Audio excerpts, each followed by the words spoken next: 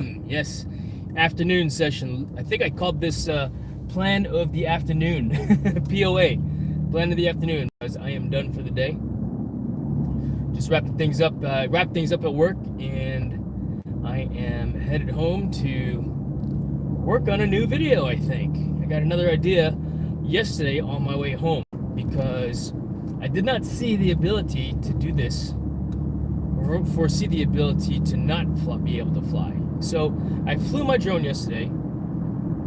So I was actually supposed to be able to fly from the air control tower of the Newport News Airport. Yeah, I got authorization. They let me in, like I was on the catwalk. Brett, how you doing, bro? Thanks for hanging out, bro. Yes, sir. Yes, sir.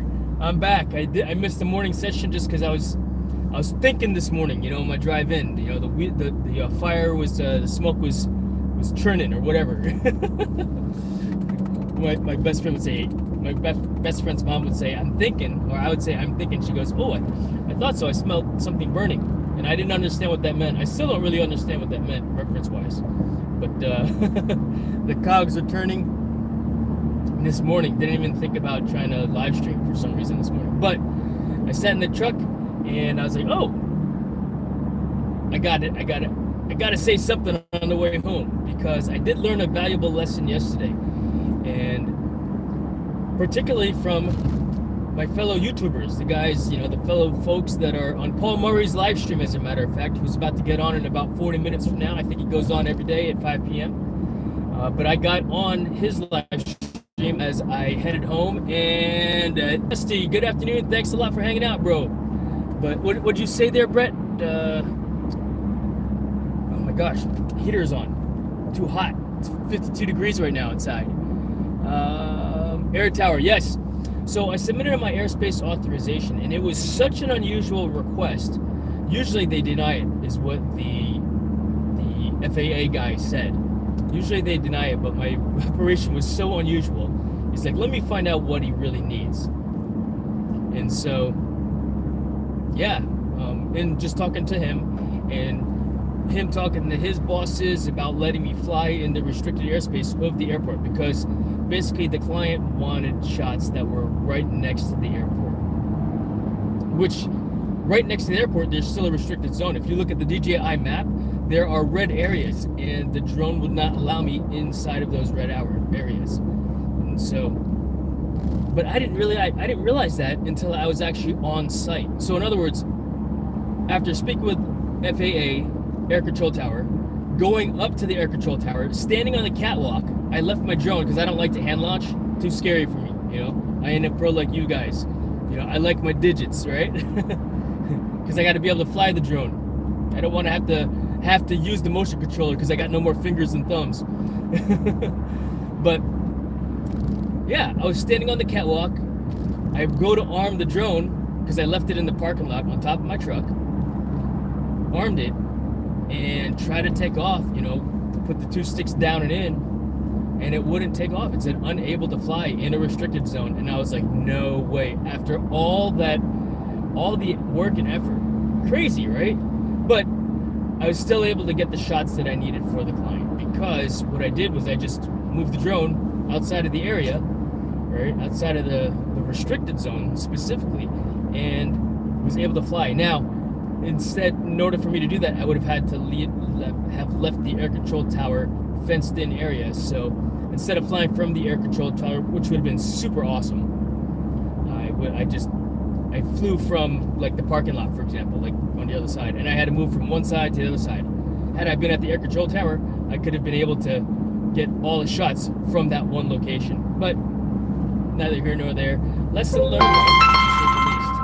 But I'm gonna take this call real quick. If you guys could give me a moment. YouTube, I'm back. Sorry about that. 77 degrees down there. Wow. Yeah, it's 54 degrees right now, and I'm actually burning up right now. I got the wrong hat on for 54 degrees. You know, actually, it's not too bad. It is cloudy and muggy. Not muggy, just because that means it's humid also. But it's just bleh, mucky. You know, it's meh. But point is, I was not able to get the shots directly from the air tower because of this restricted area. And you know, I was outside the fence line where I wanted to fly over this one road, but it still wouldn't let me fly there. So I learned yesterday on a live stream when I posted my issue, and they're like, "Oh, you're supposed to do this." And you know what? I tried doing it today because I do have another airspace authorization that locks me out every once in a while. So I'm gonna try to do that, and I'm gonna make a video on how to unlock those zones via DJI. Because yeah, if one wants to fly there, and you got your Part 107 and you've got the certificate authorization. And guess what? We need to know, right? How to make it happen. But yeah, it's one of those things. So yeah, I am looking forward to making that video, as well as another video just from the business side of things, of the business side of drone things also, because it's that time of the year. It's tax season, right? And I get lots of calls. I don't get calls, but I see lots of questions regarding, am I supposed to, this company wants me to submit a W-9 to them, you know? Yeah, because you got paid, it's a business, right? You owe taxes on that money so that they could send you a 1099 as an independent contractor. And so not many people know to do that. And does that mean you got to start an LLC? You know what? That is entirely up to you as the business owner, right? I mean, I guess there's 4 entities that you could register your business under. Sole proprietor, number 1, where effectively speaking, you accept all liability. A limited liability company, LLC, you can form one of those, where if you were to have a mishap and your insurance doesn't cover it and they want to go after your personal assets, right? They can't, because all of your assets, it was the LLC that was running the business, if you will, or doing the job. And number 3, you could always incorporate like a C Corp, which is most likely what I guess the majority of the drone pilots would be doing. Actually, I'd say an LLC, just to limit the liability, you know. Is there anything wrong with being a sole proprietor? I don't think so, just as long as you treat people well, and, you know, if you mess up, you do the right thing, and, you know, make everybody whole with your insurance as appropriate, you know. And so one can, and that way you don't have to pay the state filing fees to incorporate, or even your attorney fees to help you get the thing going on. I mean, could you do that yourself online? Sure you can, but you still have state filing fees to create. But yeah, filling out the Form W-9 is another video that I'll probably create, as well as how do you get an EIN, an employer identification number, EIN. That way you don't have to put your social security number down on that Form W-9. Now you're effectively still a business. And as a business, guess what else you can file? And of course, disclaimer, talk to your tax professional who prepares your taxes before you take any of my advice, right? But you would then, since you own your own business as a proprietor, you can file your Schedule C, and now your drone, your mileage to the jobs, your computer, if you do your editing, your cell phone, all that falls underneath that business. And I'm not going to say it's a write-off, but those are business expenses, right? Some localities you may have to pay, you know, business tax, business personal property tax on your equipment. So like your drones, your computer, your cell phone, at a minimum, right? Your desk, your home office, right? I don't know if you have to. No, you already pay state or, you know, probably property tax, but talk to your tax professional in regards to your drone business, you know, and filling out your W-9. If you choose to get an EIN, then feel free to do so. You know, you can do that via the IRS website also. Maybe that'll be part of the lesson, another video that I make. You know, how to get an EIN, how to fill out a Form W-9, and how to get an EIN if one were so inclined. I mean, I made some pretty good money this year, or last year. I'm about to get paid again, you know, and where, yeah, it's the right thing to do, unfortunately, is to pay taxes on the revenue earned from that, you know. So that's why, because Uncle Sam's got to get his cut too. All right. Got to pay the politicians. But nonetheless, you know, that's the idea how to do that stuff, because that, yeah, we talk about flying all the time, how to pass the Part 107 test. Now you're business certified, so to speak, where you can fly non-recreationally, and now you're getting paid for a drone gig here and there, but nobody really thinks about the business side of things, to include the tax benefits of owning your own business, as well as the tax liabilities that one might have as a result of revenues earned from owning said business. So, and then that business will also eventually stem to your YouTube monetization, right? As you start to monetize and grow your channel. And then, if like me, I started this, I approached it from a business aspect or business perspective right off the bat.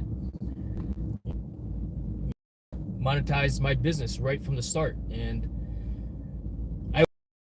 I'm not saying that I'm any good, but I would say that I'm lucky and that I'm blessed to have work, to be able to pay taxes on that revenue. Let me get the mail. I just got. Hey, what's going on? Junk mail, folks. So, yeah. In fact, I'm curious to know, what do the majority of you, my fellow drone pilots, do that are Part 107 and have a business? Are you guys sole proprietor, or did you LLC yourself, or did you? Oh, we got a factor box. We got meals from the factory. My wife says they're not factory meals; they're factor meals. Right? But I am home now. I'm going to go ahead and shut this down at this time. Thank you for hanging out and watching. Connection to home internet glitch. Ah, yeah, of course, having drone insurance. Yes, having drone insurance. Dusty, you're absolutely right. Not many people know to get that insurance, or maybe people talk about it because, you got a flying camera, you crash into someone or something, and you destroy property. That insurance is certainly very good to have, because just in case. It's kind of like your car insurance and your homeowner's insurance. You hope you never have to use it, but it's in place in the in that emergency event. So all depends, right? All depends on what one requires. Veron Channel, thanks for joining as well. Just a quick live stream, DriveStream, as I drove home. A Biggie support group, thanks for joining as well. I think that's a great idea for people like me who have no clue. No worries, Dusty. And you know what? What is the business going to be? Is it just drone videography? Is it also, ground photography? Or can you loop it into, can you call your business consulting services, where, videography is part of that? When I applied for my business license here in Virginia Beach, you have to have a business license to operate. They asked me, what other, will I be selling retail? And I thought, no. I don't even have a logo for my brand yet, the Jason Laberius brand. Maybe it's just going to be a big JL, because, of all the different things that I've done, I've been using, I actually got my EIN back in 2003, and I never turned it off. That's what I utilize. But yeah, it's like, what else could you offer as a person, as a sole proprietor, service-wise, product-wise? But I would have to pay taxes, local taxes on retail things if I were to sell swag, stickers or T-shirts or sweaters, patches and stuff like that also. So different ideas that you could utilize your business name for. It's not just East Coast Thrills, right? So maybe East Coast Thrills talk, maybe you're selling the T-shirts, man, and there's some money right there, a little bit of extra revenue. I guess it all comes down to, is the juice worth the squeeze? And I guess it also depends on one's self-worth, right? How one views themselves as a business owner, as someone who provides a service. In the wind tunnel, the going rate is typically $200 per hour for personalized flight instructing. Now, yeah, the side hustles, exactly. But do I get that all the time? No, I don't. But but it goes through the tunnel, right? Typically. And of course, the tunnel takes half, and then I pay taxes on that because it's just part of my paycheck. But that's what the rate is typically. And I don't get a lot of, indoor skydiving personalized coaching business, because I let my guys do that. You know, I'm not out there at the skydive at the drop zones gathering business. You know, what I want to do, and I was on that path. I was planning to be a professional skydiving instructor, but I started working at indoor skydiving Virginia Beach, you know, Virginia, indoor skydiving Virginia. I fly Virginia Beach, and now I'm a flight instructor, professionally speaking as well. No, Steve, thanks for hanging out, bro. Appreciate you, man. I saw your comment on my one video. Yeah, I'm just doing a really quick live stream. I'll be done in about 3 more minutes. I'm talking about the business side of things. You know, learned a lot of great lessons last night on that live stream with Paul. So, in fact, I need to get off the line here so that I can go get my afternoon snack. Put these factory meals inside the house. In fact, my wife gets these factory meals. I call them factory meals, and she gets irritated. But I do that, I think, just to push the buttons, you know. Oh, to push the buttons, because we're pinchers. I'm a pincher, right? You guys are pinchers. Oh, I forgot to do this for you there, Steve. There you go. You got a blue wrench for yourself as well, bro. But yeah. So yeah, filling out Form W-9, the getting an EIN, and just the basics of why one, you know, the business entities that one can have as a drone business owner, you know, because what should you have? And a lot of that just comes down to personal assets that one wants to protect. You know, do you need a garage for your garage? You know, I mean, I know a company that is an LLC that's owned by 2 separate LLCs, right? Well, why? Garage for the garage, right? Layers, right? But that's how it's done. That's how it's done. So thank you very much for joining and hanging out with me. I appreciate all five people that are hanging out with me this afternoon. I appreciate you greatly. I'm gonna get my snack, unload these factory meals into the refrigerator, maybe get a game of Fortnite in. My new passion, my new hobby, and go from there. But yeah, I'll try to push that video out. If I don't get to working on it tonight, then it's at least on the list, you know, and it's on I'm going to move that to the top of the list because I think it's important to know, especially being in the beginning of the year, you know, and go from there. In fact, I've got QuickBooks set up, and the client asked me if I could provide a method for online payment. I said, absolutely, I can. And I typically charge a 3% credit card fee if I were to do that also. But thank you all so much for hanging out with me this afternoon. And I'll talk to you guys later on. Have a great day. Bye, YouTube.